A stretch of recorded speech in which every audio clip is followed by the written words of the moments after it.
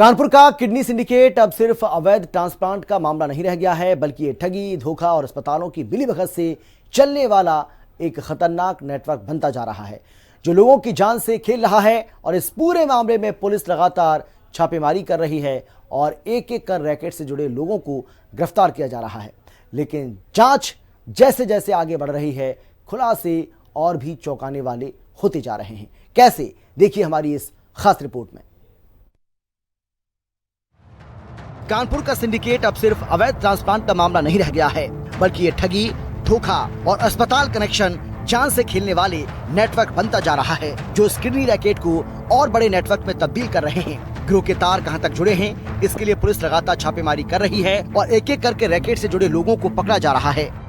कानपुर में हुए किडनी कांड में जैसे जैसे जांच आगे बढ़ रही है, वैसे वैसे बड़े खुलासे हो रहे हैं। आपको बता दें, एक ऑडियो भी सामने आया है जिसमें एक महिला की मौत का भी जिक्र हुआ है, जिसका किडनी ट्रांसप्लांट किया गया था। वहीं दिल्ली के मैक्स हॉस्पिटल का भी नाम सामने आया है। साथ ही साथ आपको बता दें, नोटों पे लेटे हुए डॉक्टर के साथ सैफी की गिरफ्तारी भी हुई है, इसका वीडियो भी वायरल हुआ था। वहीं इस कांड में नेपाल कनेक्शन भी खुलकर सामने आया है। तो लगातार जैसे जैसे पुलिस जांच कर रही है, आगे बढ़ रही है, वैसे वैसे इसमें नए नए खुलासे होते हुए दिख रहे हैं। उम्मीद है कि जिस प्रकार से जांच चल रही है, आगे और अहम खुलासे होंगे। जहां तक बात की जाए इस पूरे ग्रुप की, तो कई किडनी ट्रांसप्लांट कर चुके हैं पहले से भी। जो आरोपी पकड़े गए हैं, उनसे पूछताछ में कई अहम सुराग कानपुर पुलिस को मिले हैं। इस नेटवर्क के तार कहां तक जुड़े हैं, ये सुनकर सभी के होश उड़ गए। जी हां, इसके तार नेपाल और अफ्रीका तक जुड़े हैं। दरअसल 3 मार्च को अफ्रीका की महिला के किडनी का ट्रांसप्लांट हुआ। उस दौरान एक फोटो पुलिस को जेल भेजे गए आरोपी शिवम के मोबाइल से मिली। अब पुलिस पता लगाने में जुटी है कि अफ्रीकन महिला भारत कैसे आई और किसके जरिए ट्रांसप्लांट करवाया। ये पूर्व में 8 गिरफ्तारियां इस पूरे प्रकरण में हुई थी। 9वीं गिरफ्तारी देर रात हुई है। ये इस अभियुक्त का नाम परवेज सैफी है।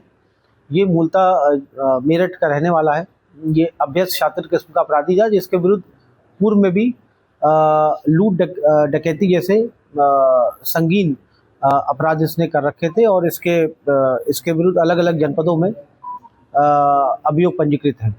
कानपुर के आहूजा अस्पताल के सामने बनाया एक सुसाइड वीडियो और उसमें मदद की गुहार लगाता शख्स इस किडनी सिंडिकेट का सबसे खौफनाक चेहरा बनकर सामने आया है। पंजाब के तरनतारन का रहने वाला मनजिंदर सिंह बताया जा रहा है। मनजिंदर का आरोप है कि किडनी ट्रांसप्लांट करवाने के नाम पर उससे 43 लाख रुपए ठग लिए गए। इलाज, ट्रांसप्लांट और भरोसे का सपना दिखाया गया, लेकिन बदले में मिला सिर्फ और सिर्फ धोखा। जांच में यह भी खुलासा हुआ है कि इस रैकेट से जुड़े लोग अक्सर टेलीग्राम के जरिए बात करते थे। वहीं किडनी डोनर आयुष चौधरी अब गंभीर आरोप लगा रहा है। सूत्रों के मुताबिक MBA स्टूडेंट नहीं, बल्कि साइबर फ्रॉड है वो। आयुष के बैंक अकाउंट से बड़े पैमाने पर हवाला का कारोबार किया गया। गुजरात पुलिस ने उसे नोटिस जारी किया। गलत संगत और नशे की लत से परेशान उसने हत्या की। पिता की सुसाइड के बाद आयुष को सोशल मीडिया के जरिए यूपी की रहने वाली एक एयर होस्टेस से प्यार हो गया। आयुष ने इस एयर होस्टेस पर 5 लाख रुपए से अधिक खर्च किए, जिसके बाद आयुष को लेकर अब कई चौंकाने वाले खुलासे हो रहे हैं। किडनी रैकेट में पुलिस के सामने सिर्फ एक जांच नहीं, बल्कि पूरा सिस्टम है। क्या ये ट्रांसपेरेंट रैकेट था?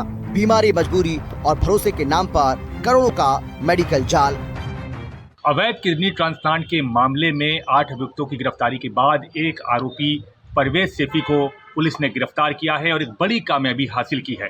बताया जा रहा था कि ये जो आरोपी है, ये मेरठ का रहने वाला है और ये रैकी करता था और ट्रांसपोर्टेशन के मामले में भी ये लिप्त पाया गया है। डॉक्टर आलम के साथ में मिलकर ये पूरा सिंडिकेट चलाता था और ये इसकी तलाश में पुलिस काफ़ी दिनों से थी और इसने एक वीडियो भी वायरल हुआ है, जो ये नोटों की ढेर में ये बैठा था। आर्थिक तंगी और कॉलेज की फीस चुकाने के लिए अपनी किडनी का सौदा करने वाले आयुष का अतीत कुछ और ही है। आयुष चौधरी बेगूसराय जिले के भगवानपुर थाना क्षेत्र के औगान गांव का रहने वाला है। उसकी हरकतों की वजह से उसकी पत्नी उसे छोड़ चुकी है। पिता ने 9 साल पहले खुदकुशी कर ली। परिवार ने भी एक तरह से उससे संबंध विच्छेद कर लिया। बेगूसराय जिले में इन दिनों आयुष के किडनी निकालने की कहानी सोशल मीडिया से लोगों के सामने आई। पिता की मौत के 2-3 महीने के बाद ही आयुष ने जमीन बेचनी शुरू कर दी। उसने गाँव की करीब 18 बीघा जमीन बेच दी। उसके चचेरे चाचा के अनुसार पिता की मौत के कुछ ही दिनों के बाद आयुष को सोशल मीडिया के जरिए यूपी की रहने वाली एक एयर होस्टेस से प्यार हुआ था और उसके पीछे भी उसने काफी खर्च किया। आयुष ने एयर होस्टेस से देवघर में शादी की। शादी के 3 महीने तक गांव में रहा। अब कानपुर में हुए किडनी रैकेट मामले में पीड़ित के तौर पर उसका नाम सामने आया है। ब्यूरो रिपोर्ट, हिंदी खबर।